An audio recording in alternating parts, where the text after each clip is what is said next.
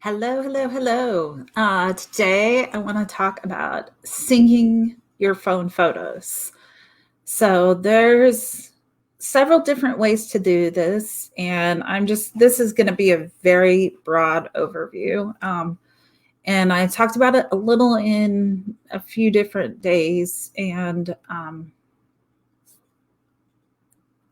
just going to kind of touch on what I mean by syncing your phone photos and some different ways to do it. So I have for years used Dropbox camera uploads and love it because of the way it names photos. It names photos with the year dash month dash date and then the time. And that's how I rename photos. So it just works in my brain and makes a lot more sense to me than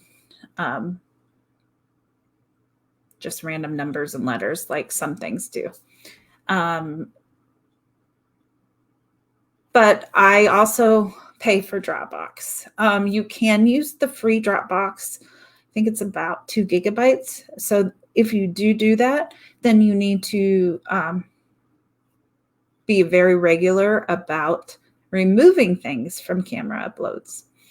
But I'm just going to talk about the different ways of doing that. Whoops. So this is my phone photos. Some of these I took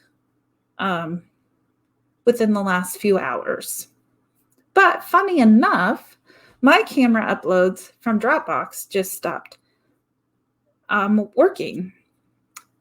So I'm going to have to do a little investigating. That's why I actually recommend everyone have 2 ways that they're backing up their phone photos. But one of them should easily sync so that you can just move those directly into your hub on your computer or on your external hard drive. So, for example, in Dropbox, download the app on your phone. Here's the main screen. You go to Account, go to Camera Uploads. I'm actually going to turn mine off and turn it back on since it wasn't uploading today. So I'm going to turn it on. And I'm going to mention some other ones, but you want to make sure, do you want it to back up all your photos? I'm going to say new photos because otherwise it's going to literally back up all the photos on my phone going back months. If it's your first time turning on something like this, then you might want to do all photos. This tells you to do, oh, man, I'm sorry, I meant to go to full screen. Sorry. Include video. That kind of depends if you want to, if you have the space. If you're using a free version of something, you might not have the space to include videos, so maybe you just want to do photos. Use cell data to back things up. You can set it so that it only backs things up or syncs things when your phone's on Wi-Fi. And that really depends on if you have an unlimited data plan or not. If you take a lot of photos, but you have a limited data plan, then you would probably only want to do it when you're in Wi-Fi. The one problem is that if you're on a trip and you're taking a lot of photos and something happens, you lose your phone ends up in the lake or the ocean or something, then if it's not backing up using cell data, you risk losing all those photos. This one actually, I talked about this a few days ago, but saving things as JPEG or HEC, and it gives you the option within this app. And then it just goes into a folder on your in your Dropbox called Camera Uploads.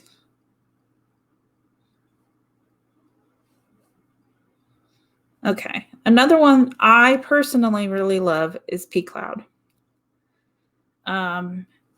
Again, this one, you kind of go into your settings and you go into automatic upload, turn it on or off. Do you want photos or videos? Do you want newly created or all? And do you want to use cell data? This one does not ask about the specific.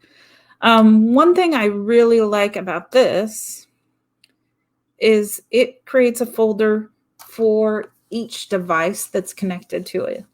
Dropbox uploads only if it's on an account, it's going to put them all into one folder. This one, I can see iPhone is mine, Lisa's Google Pixel, that is my old cell phone, but we occasionally let my son take pictures with it, so that's kind of fun. My husband's phone. I'm actually connected to my mom's phone. And Amazon, that's actually my son's Fire tablet. So I don't want them automatically going into I want to see what they have before I put them into my hub. So that's one thing I really like about pCloud. But with all of these, I also say check them occasionally. Sometimes the automatic upload doesn't happen automatically. For some reason, when I got a new phone in September, I have to open the app for it to sync.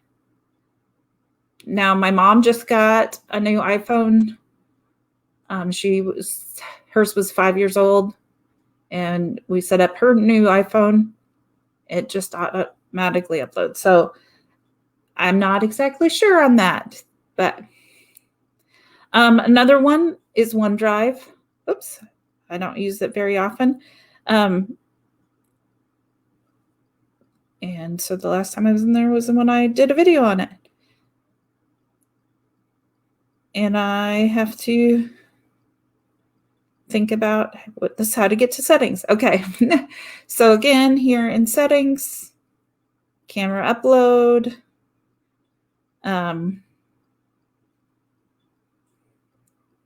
Again, kind of the same thing we're seeing in all those. Those are the easiest ones to understand. They can easily get back into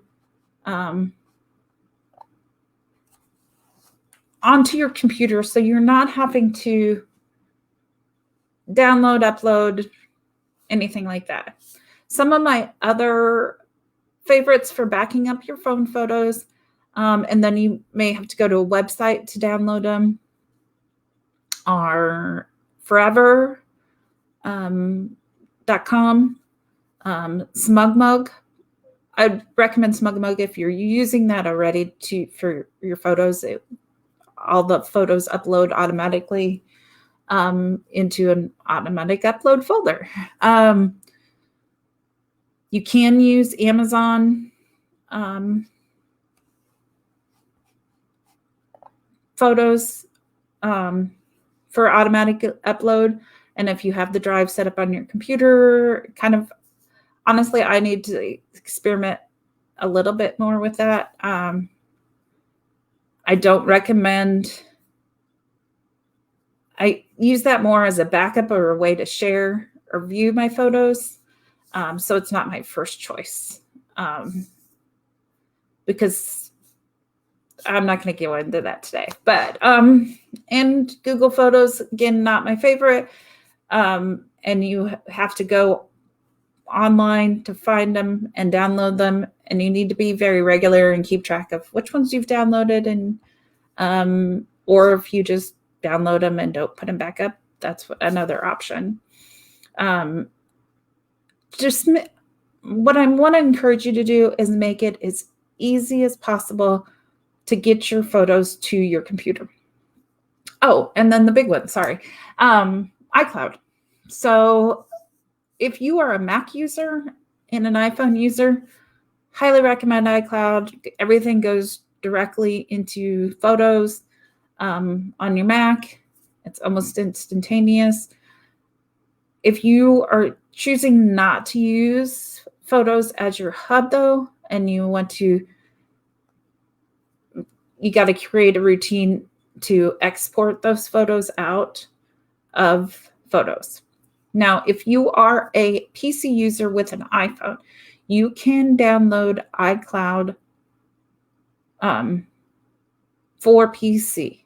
And this would simply be is a way to get those photos off your phone and onto your computer. You don't have all the benefits of using it, Apple Photos, but it's a way to get those photos. You can also log into iCloud from a web browser and download items that way. Hope this helps. I would love to hear from you which one of these you're using.